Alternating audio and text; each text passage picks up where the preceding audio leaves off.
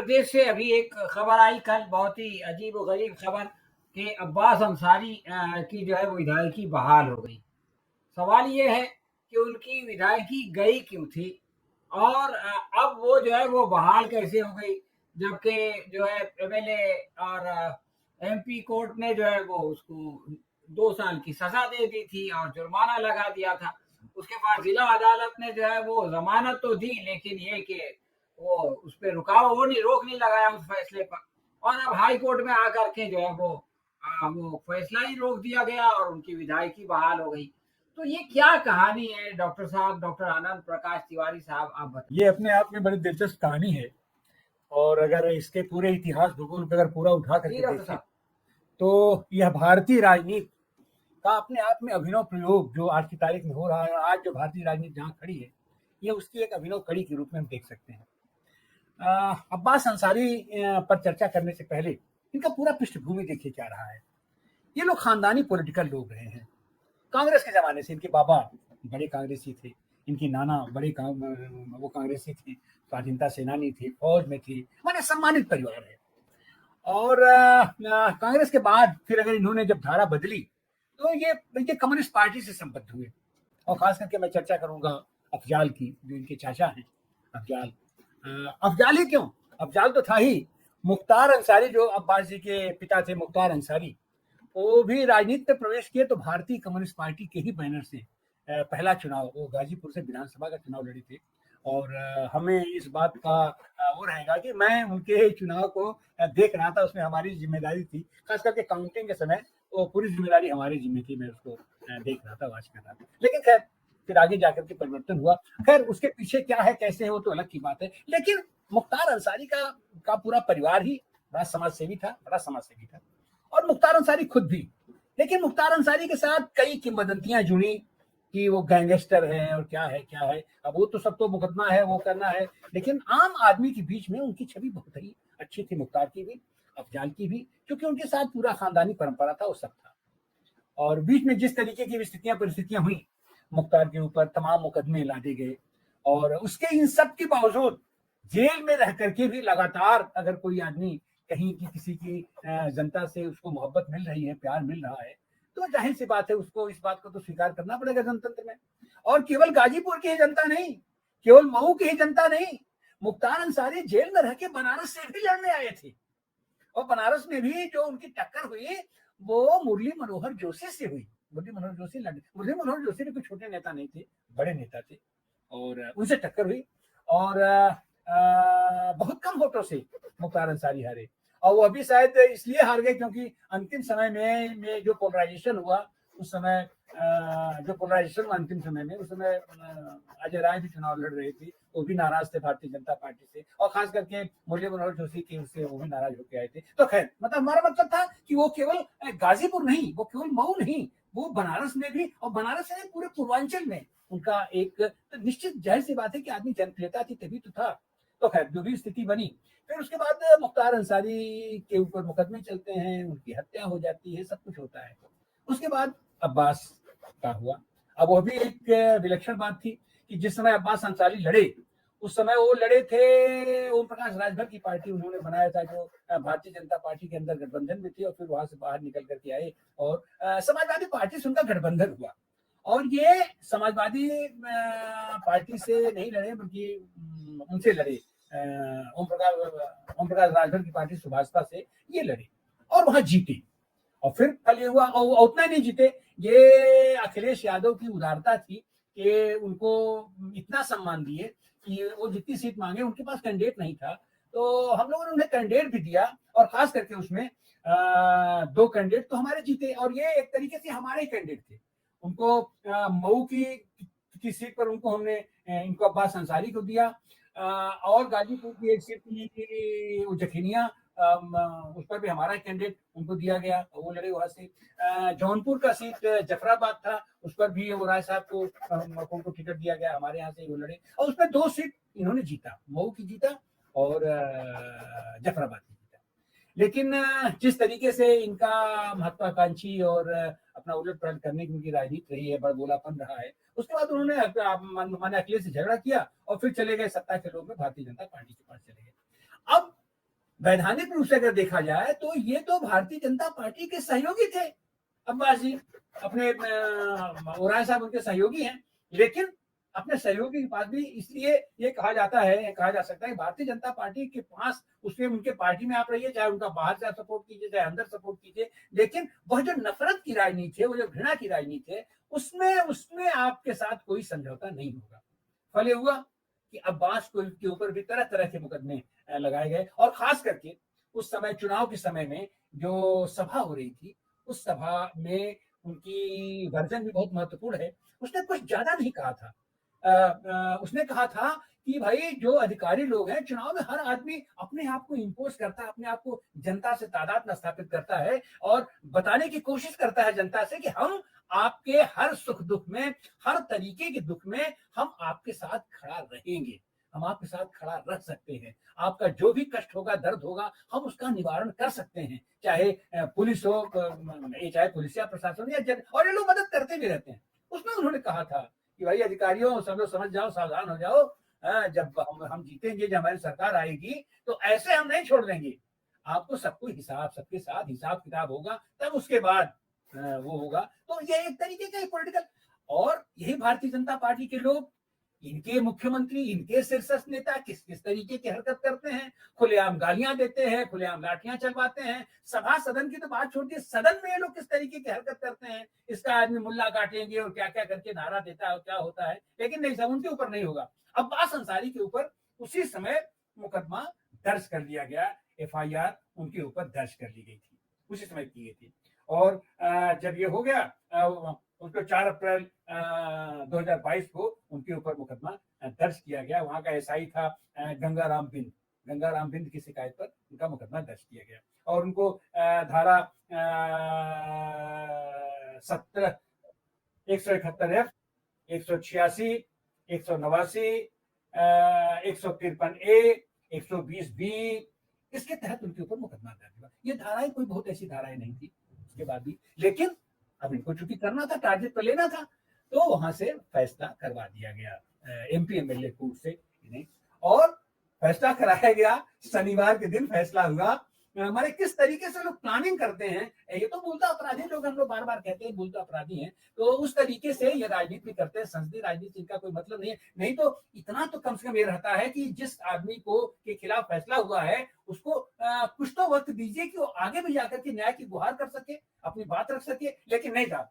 शनिवार को फैसला हुआ और हाथों हाथ वो फैसला लखनऊ जाता है, सचिवालय जाता है, रविवार को छुट्टी रहती है, लेकिन ऑफिस खोला जाता है, उस ऑफिस से इनका उसको संज्ञान लिया जाता है, इनकी विधायकी रद्द की जाती है, और अपना विधायकी रद्द करने के बाद उतना ही नहीं होता है, बाकायदे इनकी सीट उसको घोषित करके वहां पर चुनाव भी डिक्लेयर कर दिया जाता है। मतलब आनंद फानंद इतना कि जब तक अगर कहीं से इनको राहत मिलती भी है अगर न्याय से, क्योंकि लोग जानते थे कि इस मुकदमे में दम नहीं है, इसमें इनको राहत मिलेगी ही मिलेगी, तो उधर न्याय प्रक्रिया को थोड़ा सा लंबित कर दीजिए और अपने यहाँ की गति तेज कर दीजिए एक जगह, तो फिर उसी हिसाब से दूरी बढ़ती चली जाएगी, इनका मकसद हल हो जाएगा। पहले हुआ आनंद फानंद में, वहां चुनाव भी डिक्लेयर हो गया, अभी हुआ कि कौन लड़ेगा चुनाव, क्या लड़ेगा, तरह तरह का कुहास है।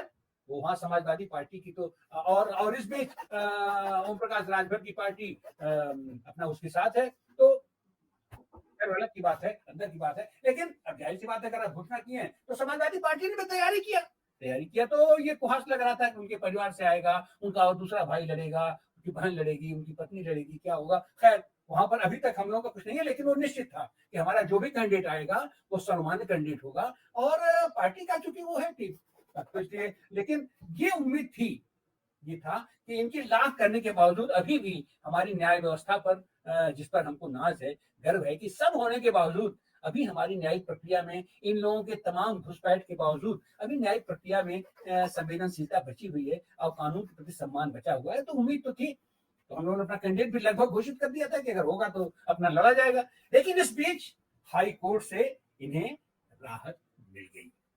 राहत मिल गई मतलब इनके उस सजा को स्टे कर दिया गया, उस सजा को, और भी मुकदमे इनके एक भाई के ऊपर था, उसका तो हो गया था, उसी समय उसकी जमानत हो गई थी, उसकी छोटी सजा थी, अपना 6 महीने की उसकी सजा, वो जो खामोश थी और वो तो हो गया था। लेकिन इनको जैसे ही इनको राहत मिली तो फिर इनके हाथ पैर फूल गए। सच तो यह है कि यह लड़ाई भारतीय जनता पार्टी के अंदर की भी लड़ाई है, इंडिया गठबंधन की तरह भी लड़ाई है। तो इस तरीके से हम जो इसको देखते हैं कि अब्बास अंसारी को उसके बाद वहां से होने के बावजूद बाद फिर इनका ये हुआ कि अब उसमें ये लोग देरी कर रहे थे, भाई अगर सजा पर स्टे हो गया तो कानूनी प्रक्रिया है, आप उसको फिर बहाल कीजिए। लेकिन आज की तारीख तक चुनाव प्रक्रिया खत्म नहीं की गई है चुनाव प्रक्रिया अपने हिसाब से चल रहा है, आगे क्या होगा क्या नहीं होगा।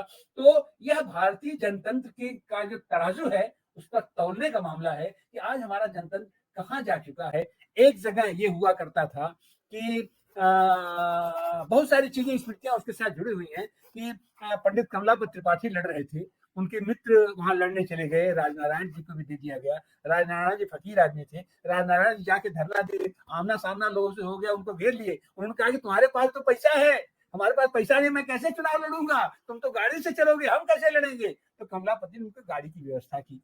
तो कहा अरे गाड़ी तो मिल गई, इसमें तेल कहाँ से आएगा। तो उन्होंने साथी कहा भाई अपना नेताजी को तेल दे दो, नहीं तो हमारी गाड़ी नहीं चलने देंगे। ये एक जमाना था, ये एक जमाना था कि संपूर्णानंद और जो रुस्तम सैटिन के बीच लड़ाई हुई और मुकदमेबाजी हुआ, सब हुआ। लेकिन जब संपूर्णानंद को अपने विजय का सर्टिफिकेट लेना था तो रास्ते में वो जा रहे थे, रास्ते में रुस्तम सैटिन मिल गए, तो रुस्तम सैटिन को उन्होंने अपनी गाड़ी में बैठा लिया, उनके साथ गए, उनके हाथ से उन्होंने सर्टिफिकेट लिया और अपना माला रुस्तम सैटिन को पहना दिया।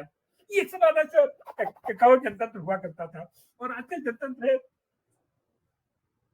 कि आप किसी के इतने पीछे पड़ जाइए कि आप उसको अराजकतावादी, उपद्रवी और क्या क्या करके छोटी छोटी चीजों में वो करके करें। तो इस तरीके से अब्बास अंसारी आज की तारीख में फिर बहाल हो चुका है, उसकी विधायकी बहाल हो चुकी है। एक तरीके से इस सरकार को नंगा करके, नंगा दर नंगा आज की तारीख में जो सरकार हो रही है और उसमें निर्वाचन आयोग, इसमें भी उसको मानना पड़ेगा कि किस तरीके से नंगाई पर ये लोग उतारू हैं। और ये पूरे पूरे शासन विधायिका को, न्यायपालिका को, कार्यपालिका को, चुनाव आयोग को, सबको अपने पक्ष में एन केन प्रकारे उसके लिए चाहे जितनी संवैधानिक मान्यताओं की हत्या करनी पड़े, आदमियों की हत्या करनी पड़े, नेताओं की हत्या करनी पड़े, अपने पार्टी के कार्यकर्ताओं की हत्या करनी पड़े, अपने सहयोगियों की हत्या करनी पड़े, ये इनके लिए सब मान्य है। और नहीं अगर ऐसा था तो आपका सहयोगी है वो, आज की तारीख में वो आपका सहयोगी है। आपका सहयोगी इसलिए कि आप उसके साथ गठबंधन में हैं, वो आपके गठबंधन के दल का विधायक है,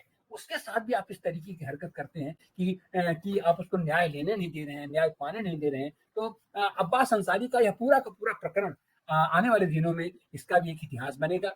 और बिल्कुल यही स्थिति इनके चाचा के साथ भी हुई थी, अफजाल अंसारी के साथ भी ऐसी स्थिति हुई थी। अफजाल की भी संसदीय इन लोगों ने वो ऐसे ही हेट स्पीच के मामले में उनके खिलाफ भी फैसला करा दिया है एमपी एमएलए कोर्ट से, और उनको भी आनंद पानंद में इसी तरीके से उनकी सांसदी रद्द करके और उनका जो चुनाव की वहां पे घोषणा हो गया। और वहां पर भी वही स्थिति हुआ कि अफजाल अंसारी जाकर के सुप्रीम कोर्ट से उनकी भी बहाली हुई। और अफजाल अंसारी की केवल बहाली नहीं हुई, आपने उनका चाहे जितना चरित्र हनन करने की कोशिश की, उसके बाद फिर जो आपका स्टार लीडर था मनोज सिन्हा को पटक के उस समय भी आए थे और दोबारा भी मनोज सिन्हा को पटक करके जीत के आ गए। तो इतने में भी कम से कम आपको शर्म करनी चाहिए। तो यह तो एक तरीके से संवैधानिक संस्थाओं का, जनतंत्र का खुलेआम ये लोग गला घोंट रहे हैं। ऐसी हालत में क्या कहा जाए, ऐसे तमाम हथकंडे हैं, तमाम चीजें हैं, आप देश के पैमाने पर उठा करके देखिए।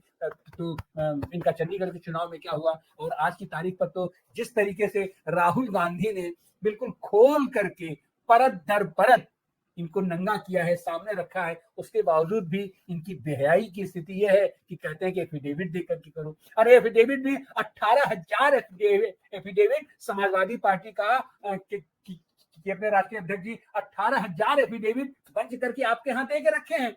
और 2 साल 3 साल हो गया, आप क्या कर रहे हैं उस पर, आज तक उस पर एक्शन नहीं है। तो ये बेहूदगी की हद है। ये लोग जनतंत्र का गला घोंट रहे हैं, उसके साथ क्या कर रहे हैं। और आज की तारीख में भी जो स्थिति बिहार में चल रही है, बिहार में तो इन्होंने हद ही कर दिया, नंगाई की हद कर दिया। सुप्रीम कोर्ट के निर्देश के बावजूद ये चुनाव आयोग वहां क्या कर रहा है, कैसे कर रहा है, और आने वाले दिनों में भी क्या होगा। तो आज की तारीख में बहुत ही, और उसमें इस पूरी प्रक्रिया में निश्चित रूप से जब इसका भी एक इतिहास बनेगा, अब्बास अंसारी का, उसके पहले मुख्तार का भी इतिहास बना, उसके बाद अफजाल का भी एक इतिहास बना, और एक अब्बास अंसारी का भी आने वाले दिनों में एक इतिहास बनेगा कि अपने सहयोगी विधायक को भी ये लोग किस तरीके से जनतांत्रिक अधिकारों से उसको विरत करते हैं।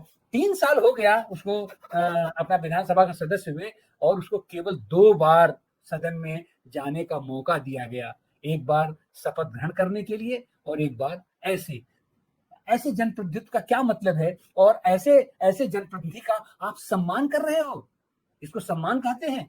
वहां की जनता के प्रति आप अन्याय कर रहे हो, संवैधानिक प्रक्रिया के प्रति आप अन्याय कर रहे हो, जनतांत्रिक लोकतंत्र के प्रति अपमान कर रहे हो, लेकिन इन लोगों को इससे तो कोई मतलब बनता नहीं है। अब देखिए आगे क्या होता है। बहाली तो उनकी हो जानी चाहिए, 4 दिन हो गया है, अभी तो अब नहीं मालूम है, पता नहीं बहाल हुआ कि नहीं हुआ, लेकिन अब तो बहाली हो जानी चाहिए। अब तो चुनावी प्रक्रिया बिल्कुल स्थगित कर दी जानी, बंद कर देनी चाहिए। लेकिन आज की तारीख में भी अब इनके लोग कह रहे हैं नहीं, अभी हम सुप्रीम कोर्ट जाएंगे, और सुप्रीम कोर्ट से क्या स्थिति होगा, नहीं स्थिति होगा, डिले होगा, मतलब अभी भी इनकी मंशा, इनका दिल दिमाग साफ नहीं है। अभी भी ये उसको लिंगरान करना चाहते हैं। लिंगरान करेंगे, जिस स्तर तक हो सकेगा उस स्तर तक लिंगरान करेंगे, क्योंकि अंततः निर्णय तो अपने विधानसभा अध्यक्ष को करना है, और विधानसभा अध्यक्ष अब क्या करता है, कैसे करता है, हम सब लोग। अपोजिशन के नेता को आपके मुख्यमंत्री के क्षेत्र में जाकर के उनके ऊपर लाठियां चलाई जाती हैं, उनके ऊपर हिंसक प्रहार किया जाता है। अब इससे बड़ी चीज क्या हो सकती है। वहां तो मान लो कि उसको कहा जाए कि कितना वो तो मुसलमान है,